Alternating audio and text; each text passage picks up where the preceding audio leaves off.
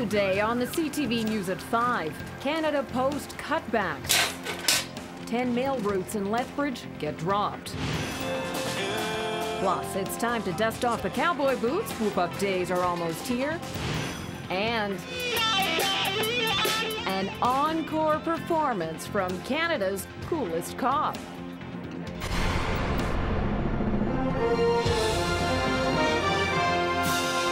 CTV News with Jackie Scantlebury.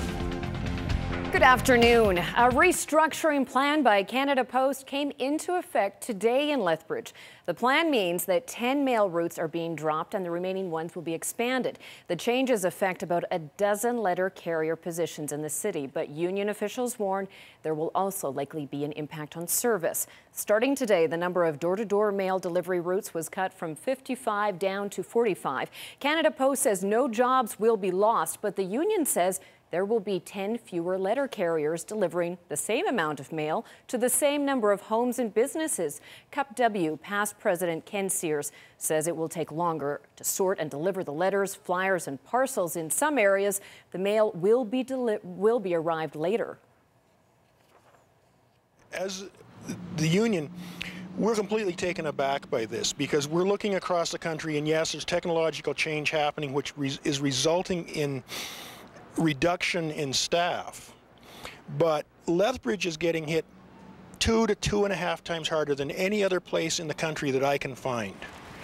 So something has happened in Lethbridge. We're questioning the methodologies, we're questioning the computer programs by which they rebuilt these routes. Now, Canada Post says the restructuring was prompted by less mail and then improvements in the way it's being sorted and delivered. Canada Post says mail volumes have actually dropped 20% over the past 5 years, and the corporation is looking for ways to be more efficient. A fire ban has now been put in effect for all open fires in the Lethbridge River Valley. Stoves at the John Martin Centre and the fire pit at Elks Compound are excluded, though, along with fire pits at homes along the River Valley. Well, the NDP is blasting the Redford government's decision to drop public reporting of farm deaths in Alberta. The decision was announced on a government website this week. Alberta Ag critic Dave Egan spoke to media today in Lethbridge, calling for Premier Alison Redford to live up to promises made during her leadership campaign to take action to protect the rights of farm workers. Alberta remains the only province where farm workers are excluded from occupational health and safety laws, as well as legislation governing hours of work and overtime. They also can't access injury compensation. Between 2001 and 2011, 160 Alberta farm workers died on the job. Egan says that's proof enough things need to change.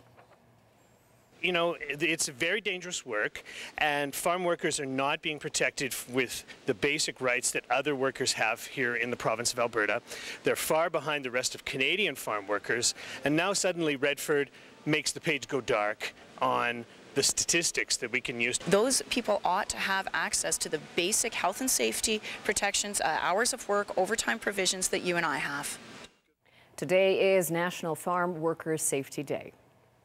The rat count in Medicine Hat is now nearing 100. Since Friday morning, 15 more rat carcasses have been collected in the Medicine Hat Regional Landfill, and one more has been found inside the city limits. That brings the total found in the area to 98 rats. Just this afternoon, members of Alberta's Rat Patrol arrived in Medicine Hat, and they will spend several days assessing the size of the problem and helping the local crews eradicate the vermin.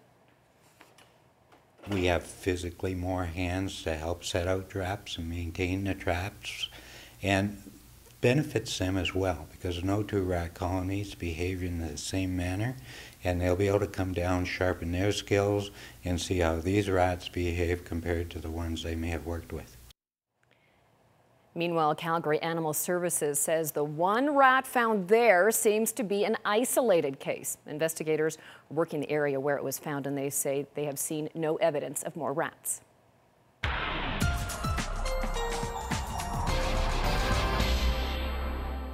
Well, to Dory Rossiter now, and to look at the forecast. The big question, though, Dory, on many Lethbridge residents' mind, what is in forecast for the Whoop Up Days parade tomorrow?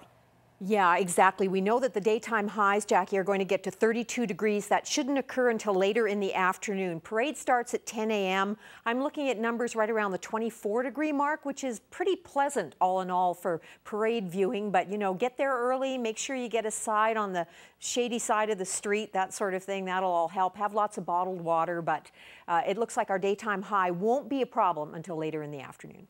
Sounds good. Thanks, Dory. Well, as she was saying, the stage is set for Whoop Up Days to begin tomorrow. West Coast amusement trucks rolled into Lethbridge's exhibition park over the weekend, and workers spent yesterday and today setting up midway rides, games, and food tents.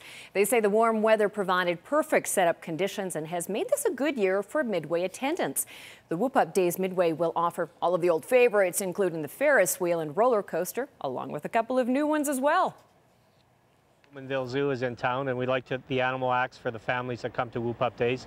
And then we've got a new thing called the wobbly water balls, where you get inside a kind of a plastic ball, I guess, if you will, on water, and you just roll around in it. Whoop Up Days starts with the parade tomorrow morning at 10 a.m. The parade will start at Park Place Mall and then head to 3rd Avenue East. It travels east on 3rd to 13th Street and then will go north onto 13th Street. It ends on 9th Avenue North. The Midway opens at 1 o'clock. But some Whoop Up festivities are already in full swing.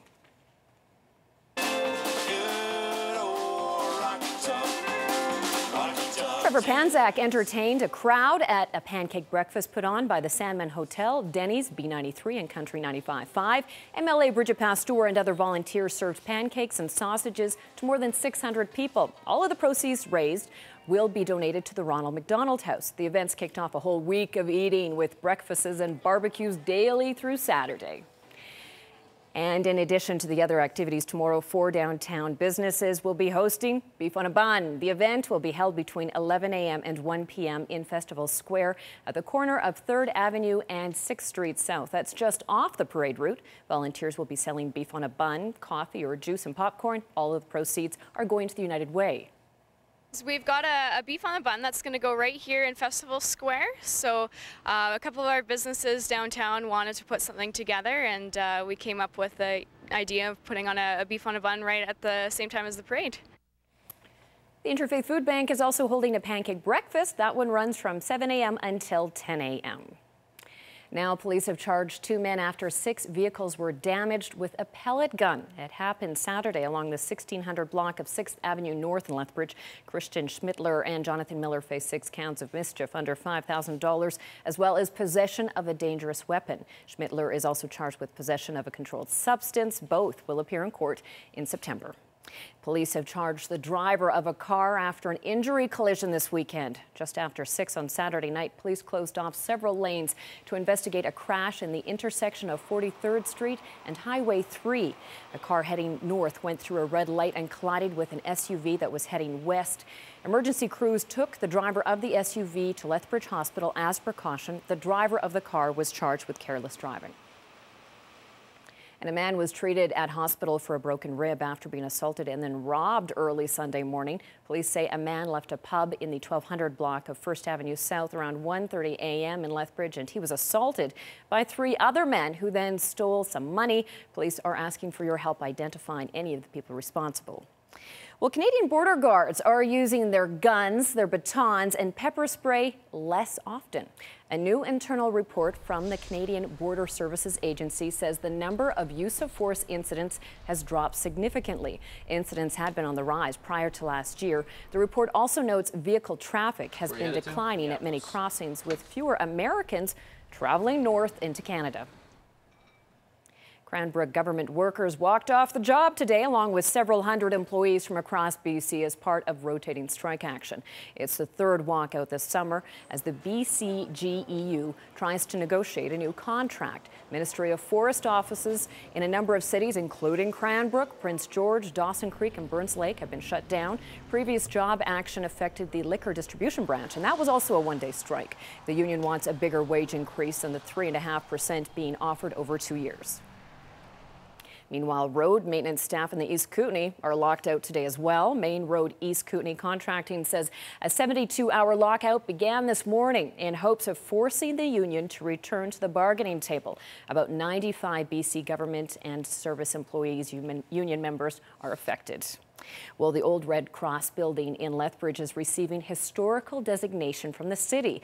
The building is undergoing a huge renovation project. The outside will remain the same, but the inside is going to be gutted to allow for construction of 6 apartment units. The project's architect was at City Council this afternoon to try and have the 2012 property taxes waived. Alvin Fritz says they hit an $80,000 roadblock when they discovered asbestos. City Council turned down their $1,700 application, but they did approve their request for historical designation. Certain attributes of the building, such as the exterior brick and the metal column capitals and so forth, were all defined to be historic entities in our community. And that allows us now to make application for some funding support, and that then will allow us to defray some of those costs to remediate and keep those things in good shape. And so we're grateful for that.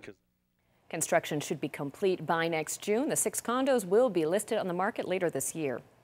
Students at a Coaldale Elementary School will have a chance to learn firsthand about solar and wind power this fall. St. Joseph's is one of 9 schools across Alberta installing a micro wind turbine through a partnership with NMAX.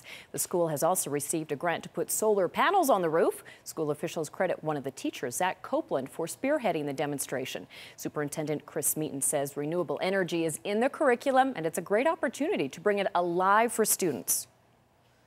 Certainly with the installation of the wind turbine at St. Joseph's, students can start to track and see how much energy is being produced, by the wind turbine, and then, be able to calculate it. Well, what could that be used for?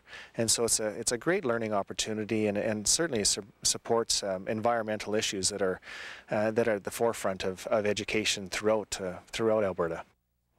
And on the markets today, a lot of the markets started off on a down note for the week. Here are the week's opening numbers.